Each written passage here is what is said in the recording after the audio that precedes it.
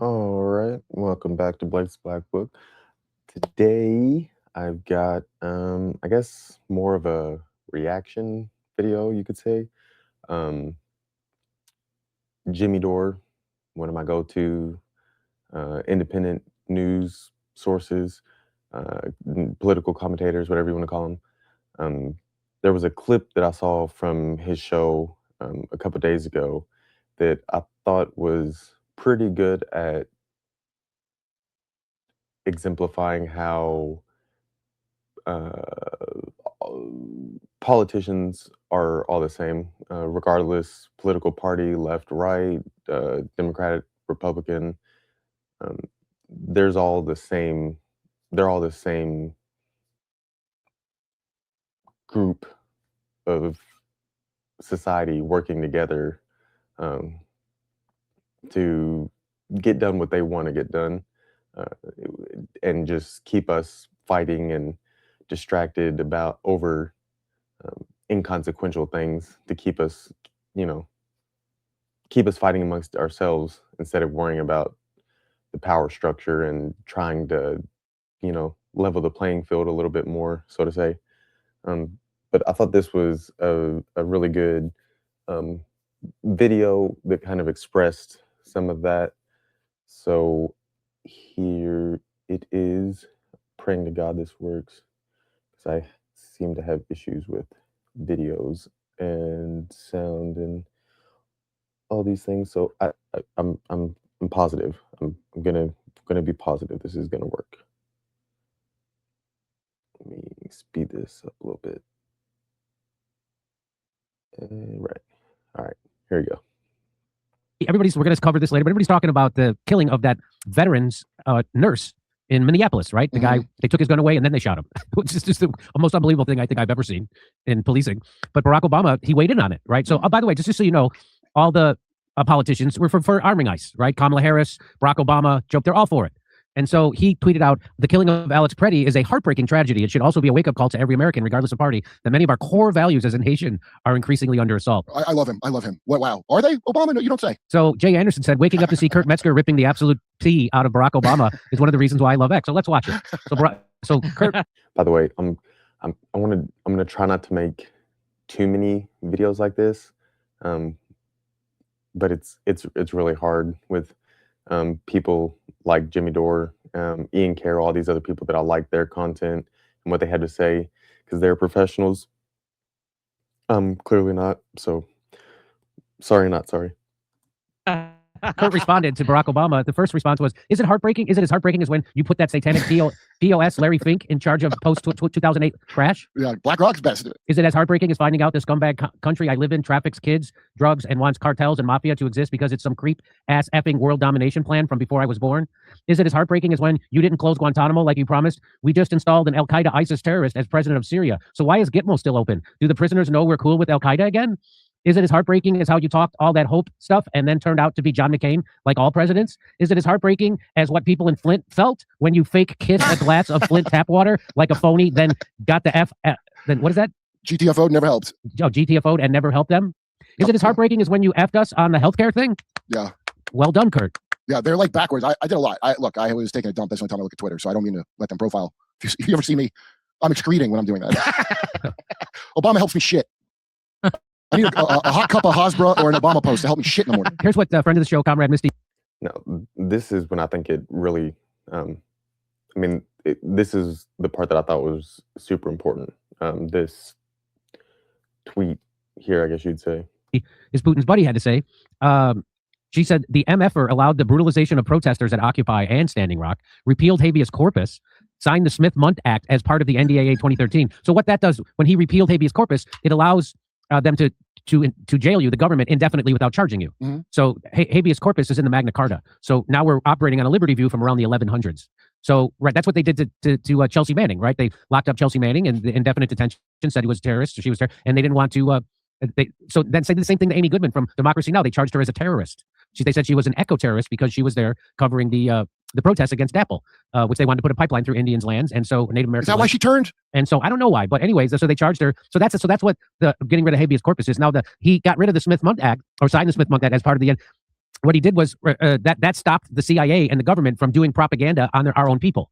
So now the government can do propaganda on you, and they have been doing it full speed ahead since 2013. So that, just to let you know, so the MF allowed the brutalization of protesters at Occupy and Standing Rock, repealed habeas corpus, signed the Smith-Mundt Act as part of the NDAA in 2013, and went after more journalists and whistleblowers than all the other presidents combined. But using the what was the act to use? The Oh yeah, right. I forget it was too. the Sedition, the yeah. one from World War One. Yeah, it was World War One. It was against journalists who were supposed to be aiding and abetting the enemy. So he used that to go after journalists. Yeah, well, it's a fine Rhodes Scholar tradition to do that, because Woodrow Wilson's the one who, under the control of his handlers, instituted it, and Cecil Rhodes is behind that whole plot, and they're all Rhodes Scholars that do it. Every single one of them. So he did that, right? So he prosecuted more journalists under the Sedition Act than all the presidents combined before him. Among other things, he was and is part of the problem, being Barack Obama. Now, these last couple of sentences here, I feel like were the biggest, the point of this video, essentially. Both parties are owned and operated by the exact same people and serve the same basic agenda. They play off each other to keep us fighting amongst ourselves, so we ignore the fact that not a single one of these twat waffles gives an F about us and have happily been stripping us of our rights. So both parties are owned and operated by the exact same people and serve the same basic agenda. They play off of each other to keep us fighting amongst ourselves, so we ignore the fact that not a single one of these twat waffles gives a fuck about us and have happily been stripping us of our rights. That's what Barack Obama is doing. That's what Barack Obama did. That's what he's always been for. Barack Obama himself was John McCain. So he gave us a right-wing healthcare. He gave us a healthcare plan that was favorable to the corporations, big healthcare, big pharma. He didn't give us a public option like he promised us. Remember what a public option is? It doesn't enforce Medicare on people. It gives people the option to buy into Medicare. And the reason why he didn't give us that is because everyone would immediately buy into Medicare and get rid of their Blue Cross or their Aetna or whatever other thing is that screws them. And so he didn't. So he did that. He took us from 2 wars to 7. He made sure all the bankers got their bonuses, while he made sure 5.1 million families, not people, were kicked out of their houses under a scheme where Wall Street pocketed your tax dollars to the tune of $15 trillion. So that's what Barack Obama. So he did that. He dropped more bombs than George W. Bush. He did a drone program that killed 90% innocent people. Some of them were American citizens. He killed them and bragged about it. He killed a 16-year-old American kid and he bragged about it. They knew they were doing it. They're going to kill him, and they did it anyway. So, I remember at the time, Jimmy, I was like, well, don't go see your terrorist father then, because I had no cognizance of the fact that if he could do that to an American, that means they can do it to me, and then we'll do it to all of us. That's right. I didn't know that then. So, like they said, if they can do it to me, they can do it to all of us. If they can do it to one of us, they can do it to all of us.